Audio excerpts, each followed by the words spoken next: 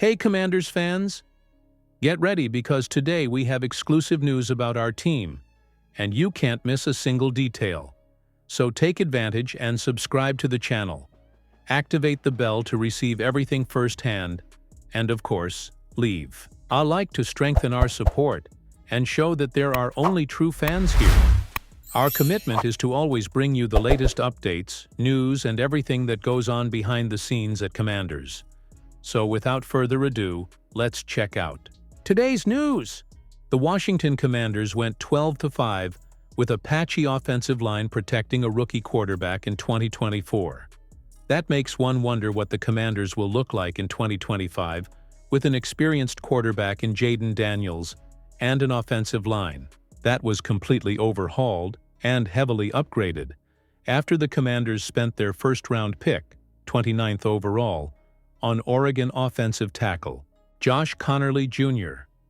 The Athletic's Ben Standig suggests the Commanders may have improved their offensive line to the point where there are now some expendable pieces, which could mean trading veteran offensive tackle Andrew Wylie. Wylie is in the final season of a 3-year, $24 million contract he signed in March 2023 and started 14 games at right offensive tackle in 2024. Second-year offensive tackle Brandon Coleman started 12 games at left offensive tackle in 2024, but that position now belongs to five-time Pro Bowler Laremy Tunsil, who was acquired in a trade. That means either Coleman or Conerly will likely start at right guard this season while Sam Cosmi recovers from a torn ACL, with the other likely to be replaced at right offensive tackle. That means Wylie, a two-time Super Bowl champion with the Kansas City Chiefs, could be the odd man out.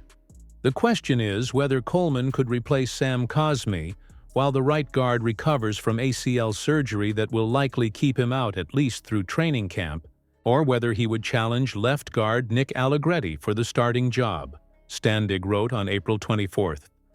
Two-year starter Andrew Wylie, who has played right tackle for the past 2 years, is already in line to start after the Tunsil trade. It's possible the solid lineman could be available for trade. Wylie already in the spotlight, as a salary cap victim Bleacher Report named Wylie on its list of players who could be a salary cap victim after the Commanders' loss to the eventual Super Bowl champion Philadelphia Eagles in the NFC Championship game. Wylie has started 29 of a possible 34 regular season games over the past 2 seasons. From Bleacher Report, the Commanders' decision to give Andrew Wylie a 3-year, $24 million contract through 2023 has raised some eyebrows. It's a reasonable contract for someone who was essentially the Chiefs' starting guard. However, he's largely held up his end of the bargain.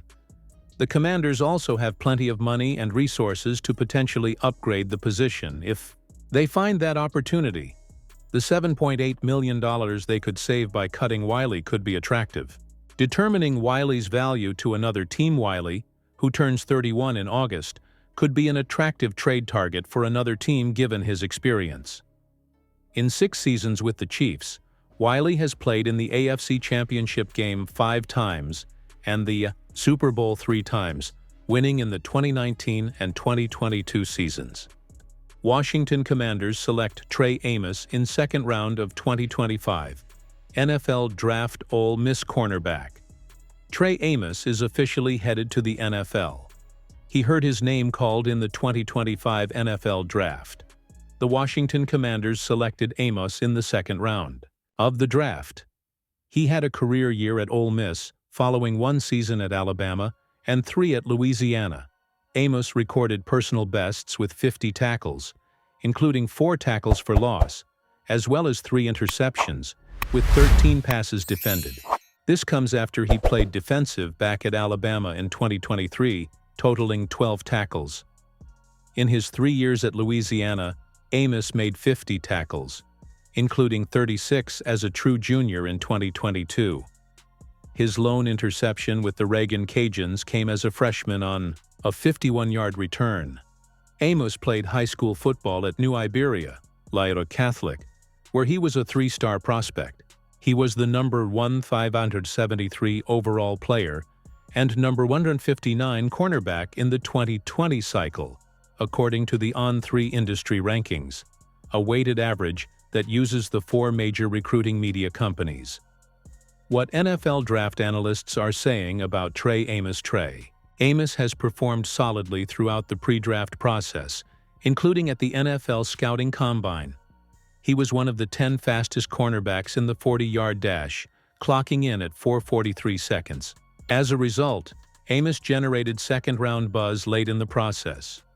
ESPN's Mel Kiper Jr. projected him to go in the mid-second round in his latest mock draft, and NFL.com's Lance Zierlein said his physicality could help him make a difference. If he can improve his decision-making, Amos could carve out a role as an outside cornerback. A long-pressure cornerback who has proven he could make the jump from the Sun Belt to the SEC without issue, Zierlein wrote. Amos can disrupt the throw-in plays with good short-area movement in man coverage. He can get a bit lost at the top of the route and needs occasional safety nets over the top.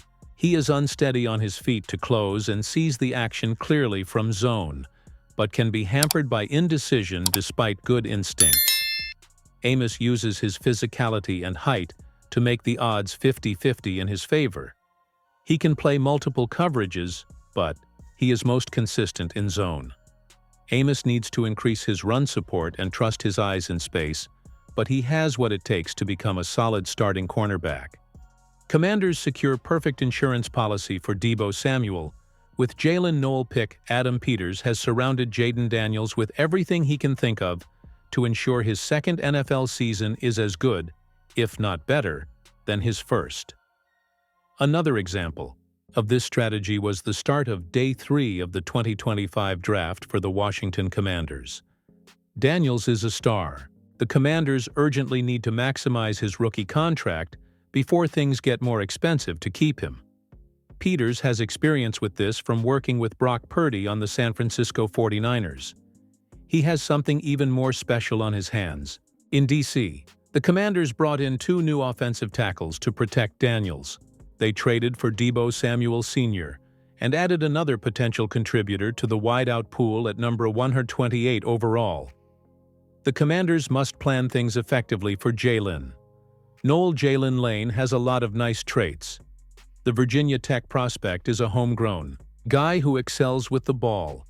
He makes things happen in space and is incredibly elusive in the open field. This seems like a perfect scheme for Cliff Kingsbury and Daniels. Kingsbury likes to throw the ball quickly. He relies on wide receivers to do that more effectively, something that could also ease the pressure on Daniels down the stretch. Lane isn't the biggest, but having a low center of gravity works in his favor. The Commanders have high expectations for Samuel, but this represents a nice insurance policy in case the All-Pro suffers an injury or struggles to perform. Peters is always thinking long-term. He knows what Samuel can do better than anyone. He also knows the Commanders need someone a little bit like that if, for some reason, this ends up being a one-year deal. Lane could be just that with a little more polish. Planning things efficiently is key, given his lack of real size, but Kingsbury should already be thinking of ways to make that happen with minimal effort. If all goes well, there should be no one happier than Daniels.